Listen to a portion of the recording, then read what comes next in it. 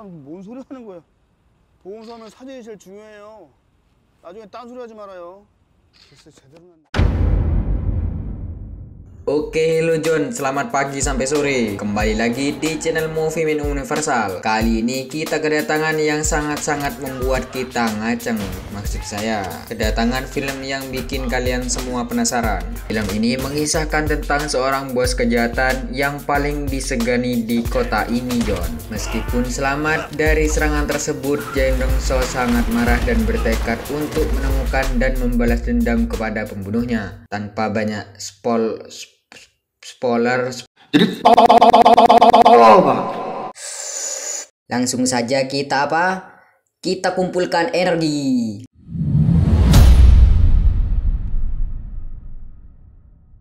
Di awal film kita diperlihatkan seorang polisi yang sangat kukuh dan juga tidak mudah dalam godaan pemberian uang. Tidak seperti negara Konoha ini yang bernama Jung Tae-sok. Tae-sok ini ya guys. Pada saat dia di tengah kemacetan dan juga cuaca yang sangat panas, dia mulai gabut melihat para gangster yang sangat asik mengganggu orang di jalanan. Lalu dia masuk ke sebuah tempat dengan menerobos para gangster-gangster itu. Tetapi di pertengahan jalan salah satu bos dari mereka menyuruh dia pergi dengan cara mengisi kantong polisi dengan sebuah uang. Tetapi ingat, ini bukan polisi Konoha. Dia menolak lalu menendang semua para gangster itu dengan mengatakan, "Dasar kalian bodoh." Akhirnya dia bisa masuk ke tempat semacam perjudian dengan wajah tersenyum seakan-akan tidak ada masalah. Akhirnya dia menghampiri orang yang bertugas di situ hingga memberikan hadiah kepadanya. Scene berpindah kepada Jang Dong-seo. Kanjeng Doso mungkin ya. Seorang ketua dari para gangster terkuat di kota ini yang sedang berlatih boxingnya. Di tengah saat dia berlatih, anak buahnya menghampirinya dan melaporkan bahwasannya ada seorang polisi yang sedang mengganggu jalan bisnisnya. Akhirnya dia menyelesaikan latihannya dan menyuruh membereskan orang yang telah tewas di dalam samsak itu. Setelah itu, Jang Dong-seo, ketua dari mafia itu, menelpon atasan polisi yang sudah merusuh salah satu bisnisnya tadi. Ketua gangster ini berbicara kepadanya, "Aku membayarmu mahal. Hal itu jangan sampai kamu ulangi kembali. Anak buah polisimu selalu mengganggu anak buahku karena kau makan sendiri uang yang telah aku kasih." Dia marah lalu menelpon anak buahnya Jung Tae-sok. Tetapi kemarahannya tidak didengar dan langsung menutup teleponnya. Singkat cerita, dia sudah sampai di TKP pembunuhan semalam yang belum diketahui dia terbunuh oleh apa. Dia meriksa mobil itu ke dalam untuk melihat korban yang masih terlihat tepar ini, John. Dia mengelilingi mobil itu dan menemukan sebuah gesekan semacam habis ditabrak mobil dan mengambil foto untuk sebuah bahan bukti. Scene berpindah kepada Jang Dong-seo, ketua gangster terkuat yang sedang asik berbicara bersama teman bisnisnya. Di tengah pembicaraan itu, teman bisnisnya mengucapkan terima kasih kepada Jang Dong-seo karena telah membebaskan anak buahnya. Lalu Jang Dong-seo menjawab, "Kalaupun kamu menaati aturan, hal itu tidak akan terjadi." Namun teman bisnisnya menjawab, "Haruskah kita selesaikan?" Wah, ngeyel nih ya, ngeyel. Dengan ekspresi yang sebenarnya dia sangat malas menghadapinya. Dia memberitahu bahwa seseorang punya batasan untuk bersabar. Namun dia meledeknya dengan menertawai Jang Dong-seo. 야, 내가 뭐 김치 냉장고냐? 어? Wah, belum tahu dia ya. Dengan ketidaksabaran anak buahnya, dia memberitahu, "Tidakkah kau sadar bahwa bos saya Jang Dong-seo telah mengizinkan Anda membuka sebuah usaha di wilayah kami?" Tidak ingin kalah tampak sangar, asistennya juga memotong pembicaraannya dengan berbicara, "Apakah kamu berani seperti itu kepada bos saya?" Hingga akhirnya teman bisnisnya menyiram dengan sisa-sisa makanan tadi. Namun Jang Dong-seo melihatnya dengan sebuah rasa malas. Selain Jang Dong-seo yang sangat terkenal kuat, dia juga mendidik supaya bisa mempunyai sopan santun. Pada akhirnya dia menyuruh asistennya mendekat dan memberi sebuah hadiah pukulan.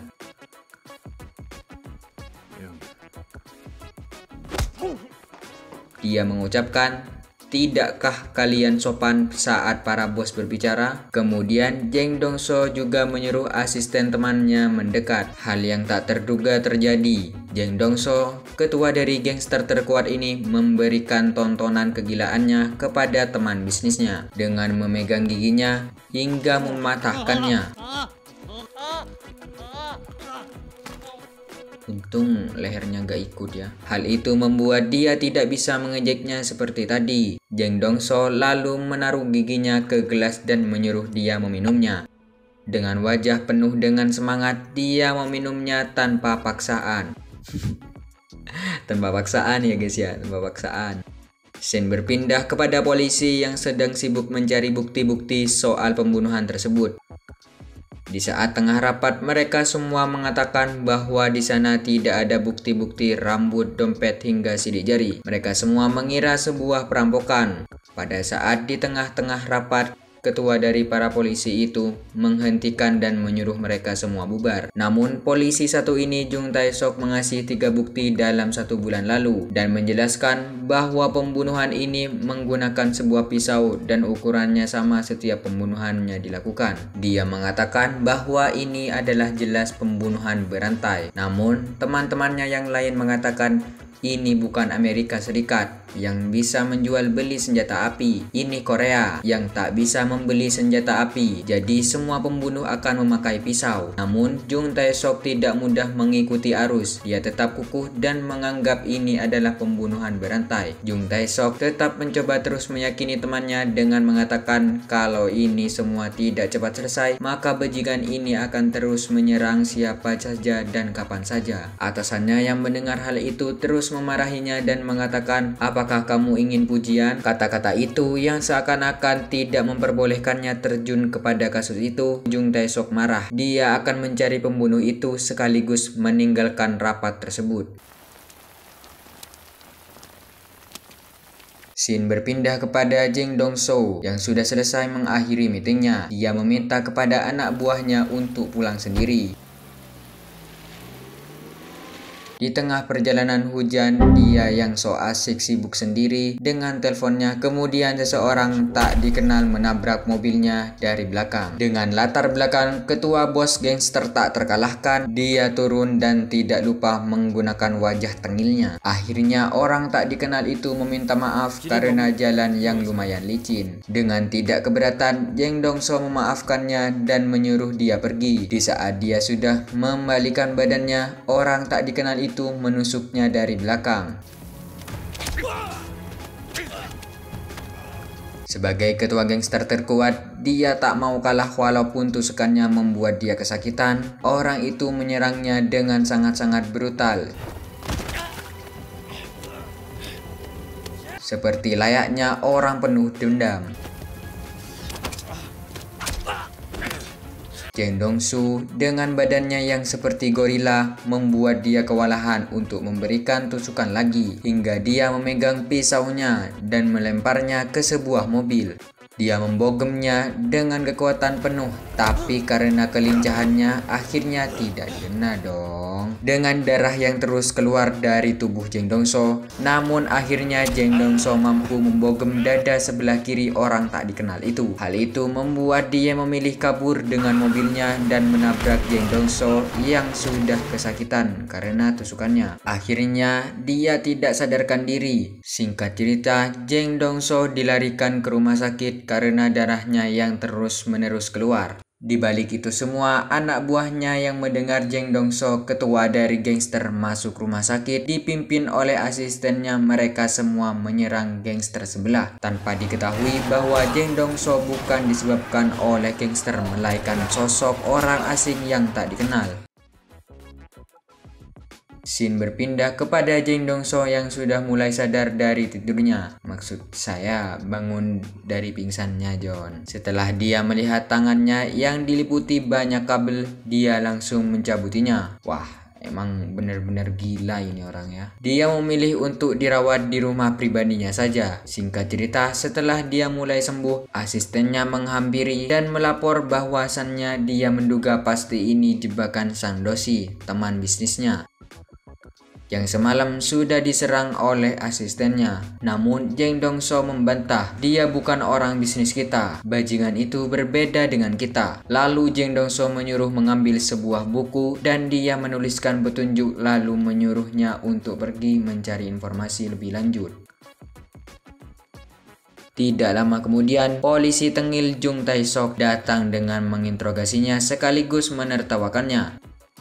Bagaimana tidak, Jeng Dongso sangat terkenal dengan gelar bos gangster paling kuat, tetapi masuk rumah sakit. Ya, malu dong. Dengan ketenangan, Jeng Dongso menjawab, kamu juga seharusnya malu. Kenapa ini semua bisa terjadi kepada warga terhormat sepertiku?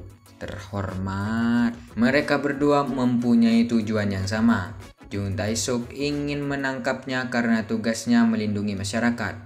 Sedangkan Jeng Dongso ingin menangkapnya karena sebuah balas dendam karena harga diri di atas segalanya. Sehingga ini menimbulkan pemikiran siapa cepat dia dapat. Scene berpindah kepada Jeng Dongso menyuruh salah satu anak buahnya untuk menggambar dengan sambil mendengarkan apa yang dia katakan. Lalu dia menyuruh asistennya mencari ciri-ciri orang yang berada di dalam gambar tersebut. Singkat cerita, anak buah dari Jeng Dongso telah menemukan sebuah bukti pisau yang semalam telah terjadi lagi korban pembunuhan. Jeng Dongso menyuruhnya menyimpan pisau tersebut. Tidak lama kemudian, Jeng Dongso menelpon Jung Tae-sok. Dia mengasih informasi bahwa semalam ada pembunuhan yang sama. Singkat waktu, mereka bertemu kembali di rumah Jeng Dongso, ketua gangster terkuat di sana. Baru nemu kan? Polisi asik numpang makan di rumah ketua gangster. Ngelawak. Lagi dan lagi Jung Tae-sok meledeknya dengan ucapan, bajingan ini merusak reputasimu dan juga usahamu. Jeng Dongso menjawab, siapapun yang membuat masalah denganku, mereka akan menanggung akibatnya. Dia berjanji akan menghabisinya dan menyeret ke muka umum. Jeng Dongso juga memberikan sebuah kunci mobil yang telah terjadi pembunuhan semalam. Sehingga pada akhirnya mereka berdua mulai meminta satu sama lain untuk bekerja sama menangkapnya. Tetapi tetap di bawah aturan ini. Jika Jeng Dongso menangkapnya duluan, maka aku akan menguburnya. Sebaliknya, jika polisi Jung Tae-sok menangkapnya dulu, maka aku akan menahannya. Pada akhirnya, Jeng Dongso memberikan sebuah foto kemiripan yang telah dia lihat saat bertarung dulu. Setelah Jeng Dongso memberitahu kisaran umurnya, Jeng Tae-sok memberikan sebuah kata-kata bagus nih. 형사랑 악마를 잡는다. Sini biar aku aja yang ngertiin John. Gangster dan polisi bergabung untuk menangkap iblis. Perpaduan antara kata dengan belalang nih ya. Dengan tidak disangka, Jeng Dongso diam-diam merekam omongannya tadi. Sehingga tidak usah lagi membuat surat kontrak kerjasama. Ternyata polisi kalah pinter ya sama bajingan. Jung Tae-sok yang terlihat marah, dia mematahkan rekaman tadi. Jeng Dongso tersenyum melihat itu sebagaimana dia melihat polisi yang baru terjun di dunia ilegal. Memberitahu bahwa yang dari tadi dia lakukan sudah sekaligus terekam. Dia mengatakan setelah semua ini selesai maka aku akan membunuhmu. Bocil. Singkat cerita, mereka semua telah mempersiapkan diri masing-masing. Jung Tae-sok mencoba membuat dua temannya percaya dengan rencana yang dia telah putuskan. Sedangkan Jeng Dongso menyuruh semua anak buahnya untuk mengikuti apa yang dia suruh. Polisi yang terus-menerus mencari bukti di dalam mobil yang telah ditemukan oleh anak buah Jeng Dongso kini sudah mendapatkan dikit demi sedikit. Tetapi sebelum itu, Jeng Dongso menyuruh asistennya untuk membereskan dulu teman bisnisnya. Scene berpindah kepada seorang polisi wanita yang sedang jogging di pagi hari. Namun Jung Tae-sok mengagetkannya hingga wanita itu refleks membanting Jung Tae-sok. Siapa nih yang mau cewek refleksnya kayak gini? Pada akhirnya mereka berdua ngobrol dan Jung Tae-sok memberikan sebuah bukti untuk menyuruh dia memeriksanya. Keesokan harinya, wanita itu memotret kasus pembunuhan yang dimana itu adalah lawan bisnisnya Jeng Dongso. Singkat cerita, setelah wanita ini memeriksa semua dan melakukan tes DNA, dia menelpon Jung Tae-sok. Dia bilang bahwasannya DNA dari semua korban pembunuhan ada di situ. Hal itu dikarenakan dia membunuh menggunakan pisau yang telah digunakan iblis itu. Ini semua membuat Jeng Tae-sok berpikir bahwa semua pelaku pembunuhan adalah Jeng Dong-so. Dia langsung menghampiri dan memukul sekeras mungkin. Namun hal itu malah membuat dia terlihat kebingungan.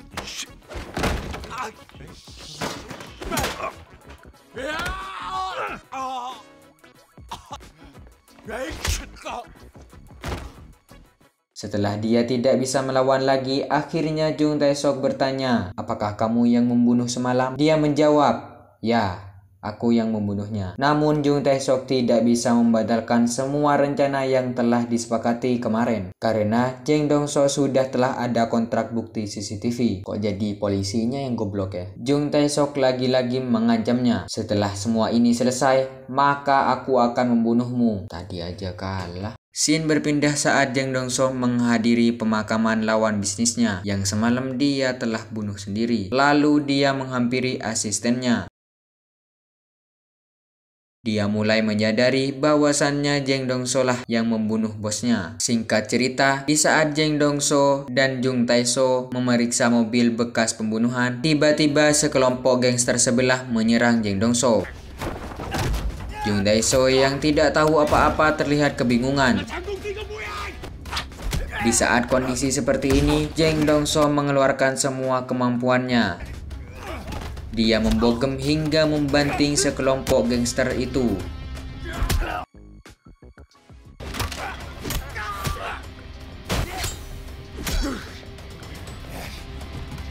Setelah Jeng Dong-so menghabisi semua anak buahnya, kini asistennya hampir membuat dia tertusuk. Namun tidak semudah itu Ferguson.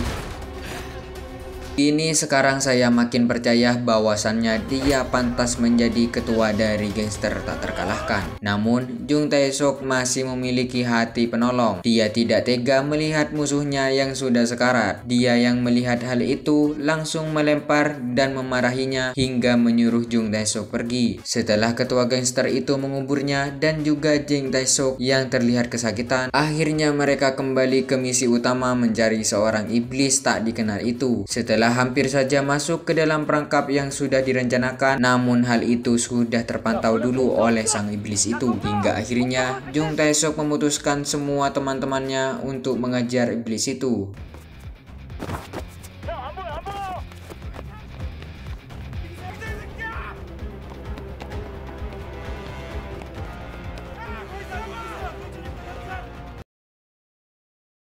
Namun sayangnya Jung Tae-sok belum bisa mengejarnya. Singkat cerita, Jung Tae-sok telah menemukan rumah iblis itu dan mencoba mencari bukti-bukti lain hingga akhirnya dia masuk ke sebuah ruangan semacam laboratorium. Dia memeriksanya lalu menemukan foto dan itu sama persis seperti gambar yang dikasih oleh Jeng Dong-so. Tanpa banyak-banyak berpikir, dia langsung menelpon temannya dan juga tidak lupa dengan Jeng Dong-so. Scene berpindah ke tempat di mana semua anggota gangster Jeng Dong-so dan anggota 3 polisi Jung Tae-sok berkumpul. Mereka semua berdiskusi di mana titik yang sebentar lagi iblis itu menuju. Tidak usah pakai lama, mereka mencari tempat yang lebih luas untuk mengumpulkan anak buah gangster Jeng Dong-so. Setelah semua terkumpul, Jung Tae-sok memberikan foto itu kepada satu persatu pasukan gangster. Lalu dia membuat kelompok agar lebih cepat mendatangi titik-titik yang sudah ditentukan. Mereka diwajibkan lapor tiap 8 jam. Namun setelah dia memasuki pasar, hotel, kandang ayam, sapi, singa, anjing laut, ikan panggang, ikan bakar, ikan goreng, semuanya lah, mereka semua belum bisa menemukan. Hari-hari berlalu saat Jeng Dong-so di tepian jalan dan hujan yang lebat. Di situ ada sebuah siswa cantik, gemoy, tembem, oi. Dia terlihat tidak nyaman saat di dekat Jeng Dongso karena dia sedang merokok. Meskipun dia seorang ketua gangster, dia masih berinisiatif untuk memberikan payung miliknya. Giliran cewek aja lu sosok. Hingga akhirnya bus yang dia tunggu telah datang. Scene berpindah ke sebuah warkop kopi yang dimana para gangster itu sedang beristirahat. Lagi dan lagi bos itu menraktir semua anak buahnya di tempat itu. Setelah mereka asik membandingkan kebaikan polisi dengan gangster, mereka semua dikejutkan dengan sebuah berita anak sekolah dibunuh dalam perjalanan pulang. Jeng Dongso yang melihat payung bekas anak sekolah itu, dia langsung teriak menyuruh semua pasukannya bergerak cepat mengelilingi sekitar wilayah daerah sana. Anak buah gangster itu mencari ke semua rumah yang ada di sekitarnya. Akhirnya mereka semua merubah rencana dengan hanya menggunakan 3 polisi dan 2 anggota gangster agar lebih mudah untuk masuk kepada perangkap selanjutnya. Jeng Dongso yang menunggu di dalam mobil itu, tak lama kemudian sebuah mobil putih yang sudah dicurigai sedang melintas di samping Jeng Dongso. Iblis itu yang sudah menyadarinya, dia langsung bergegas kabur. Namun Jeng Dongso dan juga Jung Tae-so segera menyusulnya. Mereka semua kejar-kejaran dengan menggunakan mobil masing-masing.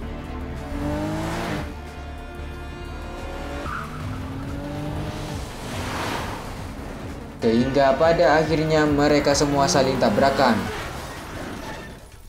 Jeng Dongso segera bergegas melihat isi dalam mobil, ternyata dia sudah lari keluar dong. Jeng Dongso dan Jung Tae-so dan juga asistennya mereka bertiga berpencar. Namun akhirnya asisten Jeng Dongso terlebih dahulu menemuinya. Ia bertarung sampai akhirnya bosnya mendengar suara itu. Jeng Dongso langsung segera menghampirinya, namun karena badannya yang seperti gorila membuat dia keberatan saat kejar-kejaran tadi. Terlihat asistennya yang sudah tidak bisa lagi berdiri, namun dia menunjukkan arah kemana iblis itu berlari. Pada akhirnya dia masuk ke ruangan itu karena melihat seorang wanita-wanita yang sedang terlihat ketakutan. Sebuah feeling yang sangat tepat, dia akhirnya menggunakan badan gorilanya untuk mendorong sebuah pintu kamar mandi dan memukul pintunya hingga menembus ke wajah iblis itu. Setelah dia memuaskan pukulannya dan sengaja membiarkan dia hidup untuk membawanya ke tempat yang lebih aman, sehingga dia bisa membunuh dengan perlahan-lahan. Sedangkan Jung Tae-sok yang sudah mendapatkan kabar bahwasannya iblis itu sudah di tangan Jeng Dongso, dia menyuruh semua pasukannya untuk mencari lokasi dia berada. Scene berpindah kepada Jeng Dongso yang sedang menginterogasi sekaligus memukulinya.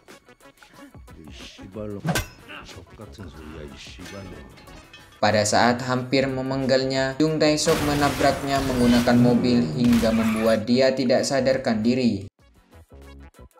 Jung Tae-sok yang melihat iblis itu langsung membawanya ke tempat polisi terdekat. Singkat cerita, dia sudah di persidangan. Namun, iblis ini bukan hanya pintar dalam membunuh orang, ternyata dia juga pintar dalam berdebat, hingga hakim sendiri tidak bisa menghukum dia karena omongannya yang terus-menerus mengelak menuduh tanpa bukti. Sehingga pada akhirnya pengacara dari Jung Tae-sok memanggil satu-satunya korban yang lolos dari usaha pembunuhan, yaitu Jeng Dongso, ketua dari gangster terkuat di sana. Hakim bertanya kepadanya, bagaimana Anda bisa membuktikan terdakwa yang menyerang Anda? Pada saat menjelaskan kepada hakim, Jeng Dongso terlihat begitu risih melihat orang-orang yang terlalu banyak berbicara, sehingga akhirnya dia melepas semua bajunya dan memberikan semua penjelasan hingga bukti-bukti bekas-bekas tusukan yang dulu iblis itu berikan. Jeng Dongso menyuruh iblis itu membuka bajunya agar hakim tahu bahwa di dada sebelah kiri ada bekas bogeman yang saya berikan. Dari penjelasan tadi, hakim telah memutuskan bahwa iblis itu telah dijatuhi hukuman mati dan Jeng Dongso juga terjatuhi hukuman. Nah, sebelum dia masuk untuk menjadi saksi tadi, Jeng Dongso memberikan permintaan kepada Jung Tae-sok. Pada saat dia masuk penjara, dia ingin bersama dengan iblis itu. Semua para napi di sana tunduk kepadanya sebagaimana dia adalah seorang bos gangster terkuat seperti julukannya. Jeng Dongso yang terlihat bahagia namun tidak dengan iblis itu. Dia terlihat ketakutan kelakuan seperti wibu pada saat di sekolah. Film pun selesai. Sampai jumpa lagi di film berikutnya, John. Goodbye.